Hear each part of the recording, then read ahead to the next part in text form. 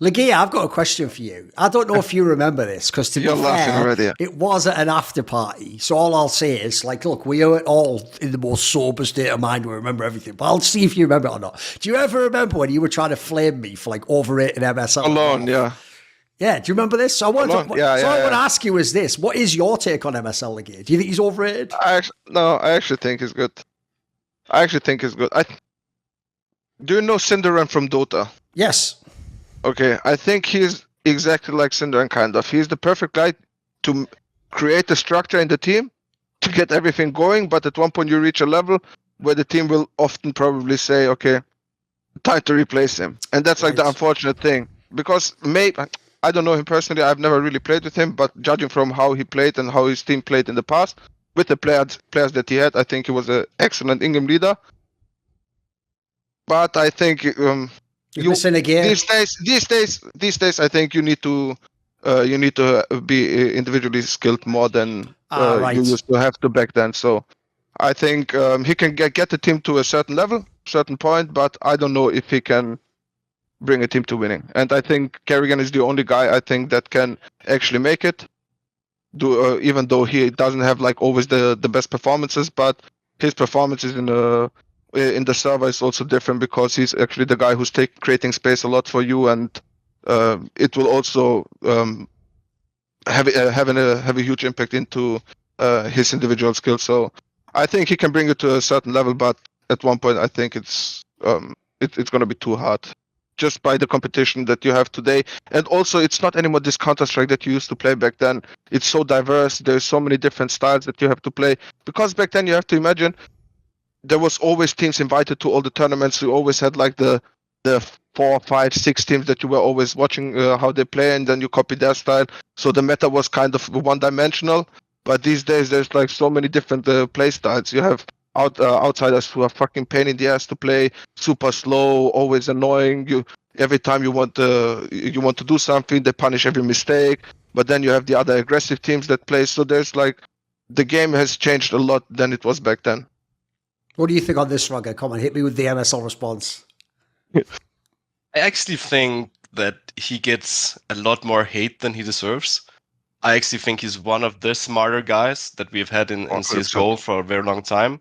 And funny enough, I actually think he is a mini gob in a lot of ways. I think the reason why he never got the recognition of a gob, obviously because he wasn't a bigger profile, but he had a lot of the same aspects to how he handled things, how he structured things, the feedback he gave to players, but at the same time, always trying to innovate himself. I think the only problem MSL had was that he sometimes needed to bang his head through the door 10 times before he realized if he was on the wrong path, you know? Yes. And that's also where my working with him was also like in the beginnings, always when we found something that worked, very easy, we knew how to adjust. But then when we hit the wall or the dead end, trying to redo things was very hard, because when you're an in-game leader that wants that much structure, that much way of doing things, it can be hard for you to scratch it and start over. But I think he should, if anyone, deserve to get a chance. If not as a player, then at least as a coach at a very big address, because I think he has one of the biggest brains and know how to make things easy for players to understand. And I think that's a tool that a lot of other players or in-game leaders don't have, to make your thoughts like well represented so others can understand you.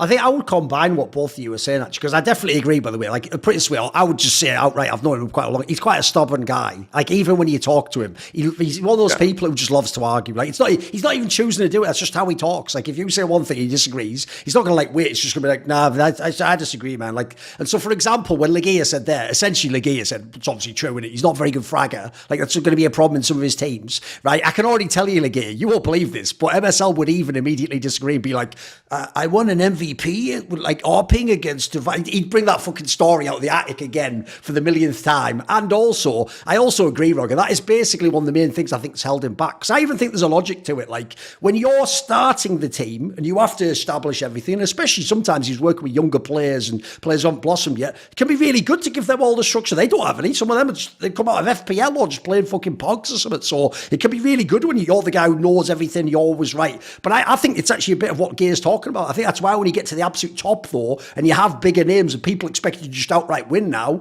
yeah, it can be. I think he is someone it's been harder for him to adapt and sometimes move with the times and even what I was joking about, even give up doing that AWP. Like, it worked for a brief while, but it was never. He really did think, I'm not joking. He thought that could be like a permanent solution, didn't he? Yeah, he 100% did. But I do want to say it was the wrong time at the wrong era.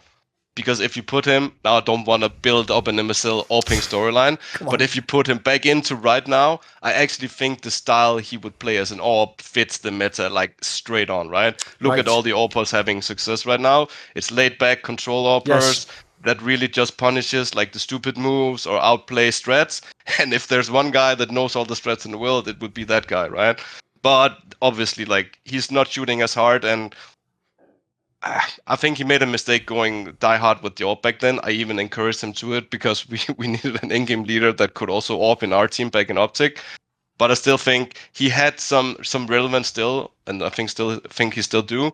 But it obviously requires the right 4 people around him, because I don't think he's gonna grind out with 4 big talents all the way up through the rankings. But if you give him a team that has a slot in EPL and Blast, I wouldn't be surprised if he still made the occasional, like, deep runs at tournaments. Sure. I have a quick question. Do you think it would have... Okay, let's say Gopi, MSL, all these classic in-game leaders from back then who, like, have their own way kind of how to play. Because I compare, like, today with myself now in this team that I play, or coach, and let's say Big. Back then you were... If you have, like, a Gopi or a Tapson who's, like, super experienced and know a lot of stuff, back then, it sounds stupid, but you felt a bit like a bitch. You were just doing their job, you know. He tells you do this, you do it. He tells you do that, you do it. But these days, for example, for me, I let my players, everyone focus, do your thing. You make sure that you are individually on point. My in-game leader will have to know, obviously, what's his philosophy and what ideas and how I want to play the game. But I am preparing all the things that I want, and I will play it the way I want to. So back then, I don't know. I think those players or those classic in-game leaders from back then would have benefited a lot if they actually had an in-game leader or a coach, that could give them the direction and do the job that they did outside of when other players were playing FPL or deathmatch or whatever, and they had to put like 3 or 4 hours time into watching demos and whatever. I think this is the job from a coach. And those in-game leaders back then could have taken much more time into practicing their individual stuff. That's why I think also today these in-game leaders or the coaches today have much more authority, because there is not that many experienced players like you had back then. Now all the experienced players that you had back then are coaches now. And those little kids, you cannot argue with me. You have played 2 years a game. How do you want to argue with me?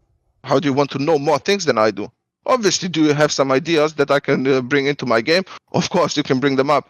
But I think like back then, those in-game leaders were too experienced and had to put like too much time into the tactical aspect of the game rather than just being more focused on individual gameplay. That's why I think also today there is much more better individually in-game leaders that hit also. I have a follow-up question then. Do you think time traveling back that would still be gob calling? Because I have a very set-eyed understanding about like a guy like MSL, right? If you do this for that guy, now his calling will also be heard by him not controlling everything, right? So the problem is I didn't have the experience that Gob had, so I couldn't.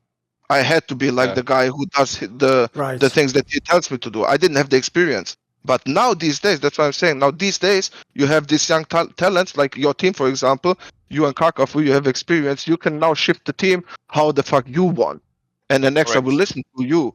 And you don't have like this MSL or this Gobi who says, this is the way I want to play. You do all the work for me that you have to do, and that's it. Now I have the authority. I can, because what is my job? My job is only to do like watch games, prepare for opponents, make sure that my game plan is perfect. I don't have anything else to do. I don't have to go and play deathmatch. I don't have to go and play ranks or whatever. That's why I think like today it's much better for coaches to be. Well, coaches have much more authority these days because there is just too many new players. because you have how much experience you have. You have probably like 15 years experience in Counter Strike. Resources as well, yes. Yeah. So it's crazy how much more experience you have compared to a Fiku, Neofrag. I don't know. They're like, how old are they? 20, 21, 19, 18? I don't know. So what can they tell you? So it's in your hand. You put all the time in that you have to into the strategical part of the game, and they can just focus much more now on the individual stuff. But back then it was super hard. It was very hard. I agree. By the way, one area I would even say, I've always thought, this is why when people on Reddit, etc., all think MSL is just like crap or whatever, I always just think, it's a bit coincidental, isn't it? That I've never seen a single player who ever played in an MSL team, who even as a joke with trash talking implied he was a bad IGL. I've never ever seen it anywhere, ever, any interview ever. Like, the joke is, this is the difference between just looking at the game, and I'm just going to say it, like, I don't give a fuck. If someone's a pleb, you don't understand Counter-Strike. I always say this, you're an idiot at a fairground watching the fireworks. Just enjoy the...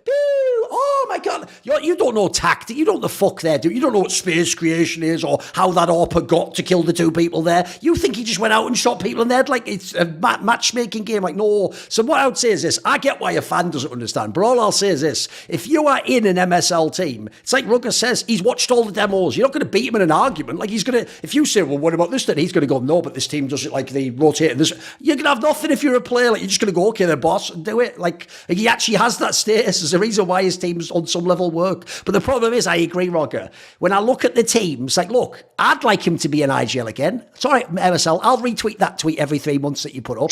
But the problem is, no one's fucking responded anymore. So I even agree with you, Ruggah. He's the most obvious, ever since, like, God be in fucking existence, this is the most obvious person who should become a coach I think I've ever seen, mate. Like tomorrow he could start being a coach. Actually ridiculous. You know, he'd still have to learn some of the social aspect just of coaching, but the mind's there for the game, isn't it? Like, he'd be brilliant as a coach, wouldn't he, Ruggah?